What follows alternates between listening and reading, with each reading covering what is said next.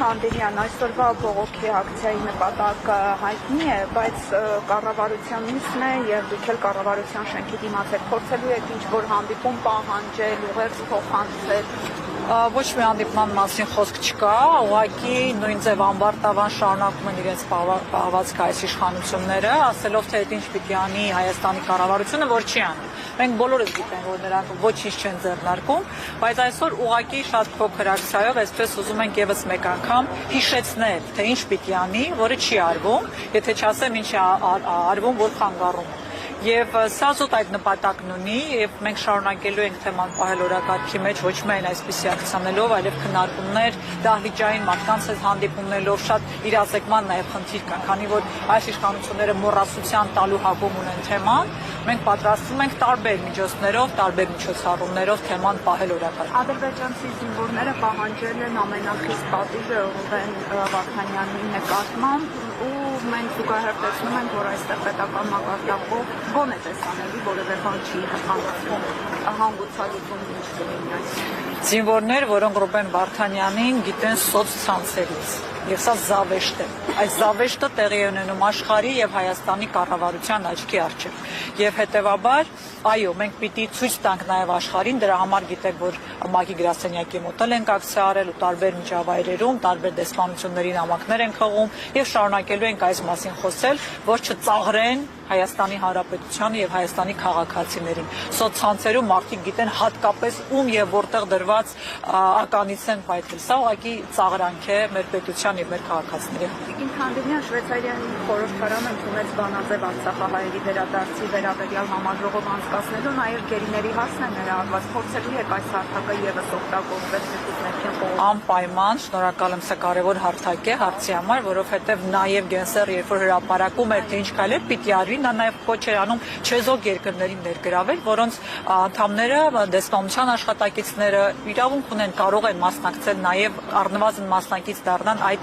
դատավարական ֆարսին գոնե կունենան երկրորդ աղբյուր ինֆորմացիայի։ Այժմ մենք ինչ ունենք, ադրբեջանական պետական լրատվամիջոցներից տրված ինֆորմացիա։ Եվ ես նորից էլի պիտի խնդրեմ ու հորդորեմ մեր հայրենակիցներին չքննարկել ու չքննադատել այդ լրատվության միջոցով եկած որևէ տեղեկատվություն այնտեղ պահվող գերիների պատանների խոսքից, որովհետև նրանք հենց դրան էլ սպասում են։ Եվ այո, Շվեյցարիայի նաև խորհրդարանը կարող է խոսել այդ մասին, մասնակից լինել եւ շատ բարձր եմ գնահատում Մայքլ Ուոլսի հայտարարությունը ԱՄՆ անվտանգության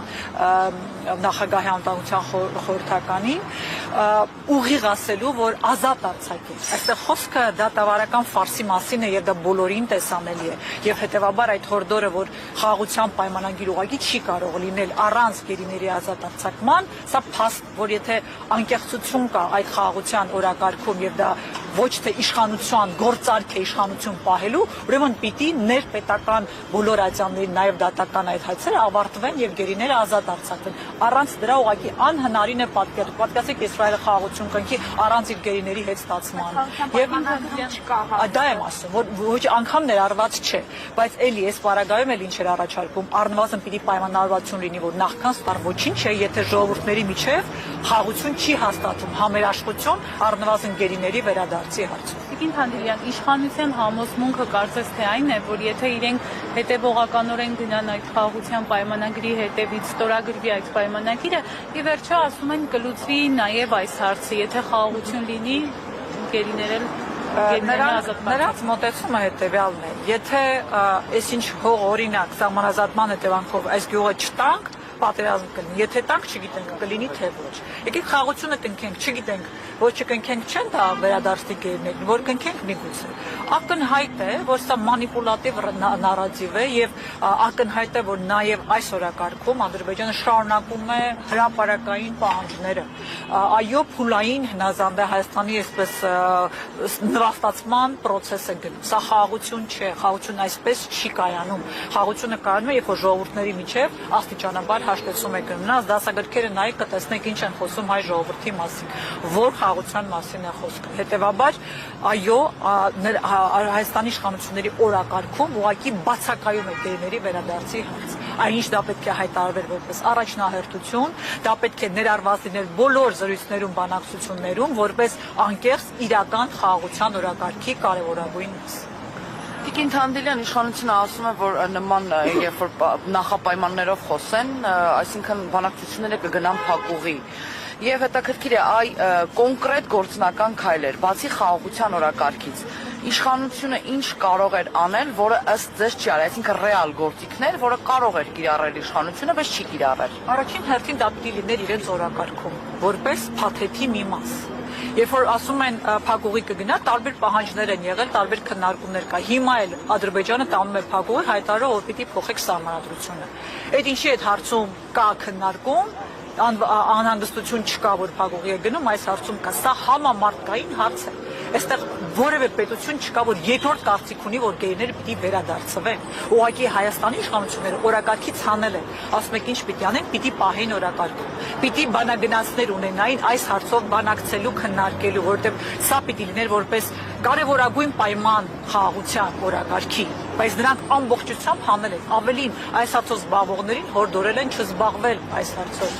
Եվ ես այստեղ եմ ուզում կարևոր շեշտադրում անեմ, խաղաղությունը չի կարող լինել, եթե այնտեղ կան գերիներ։ Ինչպես կարող եք խաղաղվել մեկի հետ, որտեղ ձեր որդին գերի է պահվում։ Սա անհնարին է պատկերացնել, իշխանությունները գնալու են էլի մաս։ Ինչ է ասել է, որ հորդորել են այն մարդիկ, որոնք զբաղվում են, չզբաղվել, ինչի մասին։ Այո, տարբեր նայես Սփյուռքում գործող կազմակերպություններ, լոբիստական խմբեր, նաև տարբեր կառույցներ, միջազգային, որոնց հետ մենք նաև շփումներ ենք ունենում, ասում են, ձեր իշխանությունների օրակարգում սա չկա։ Մենք կարող ենք աջակցել, բայց չեն կարող մենք լինել սրա առաջ տանողը։ Ասեք, քանի անգամ են հանդիպել պատանդների ընտանիքների հետ։ Քանի անգամ։ Եթե ասելիք ունեն, ներկայացնելու բան ունեն, թող պատմեն ինչ են արել։ Ընտանիքների հետ պիտի ամենօրյա կապի մեջ լինեին նրանք, պատմելու թե ինչ process-ներ կա։ Թեկուզ այո, ոչ բոլորն են, ենթադրենք թե հրապարակային, իսկ ընտանիքներին կարող եք ասել թե ոչ։ Ակնհայտ է, որ չկա այս հարցորակարգում, բայց հայ ժողովուրդը իրենց չի ներելու։ Սա ասում իշխանություն ժամանակավոր է, հայ ժողովուրդը չի մոռանալ, թե ինչպես է Հայաստանի Հանրապետության քաղաքացին եղել լքված Բաքվի բանտ։ Շնորհակալ եմ։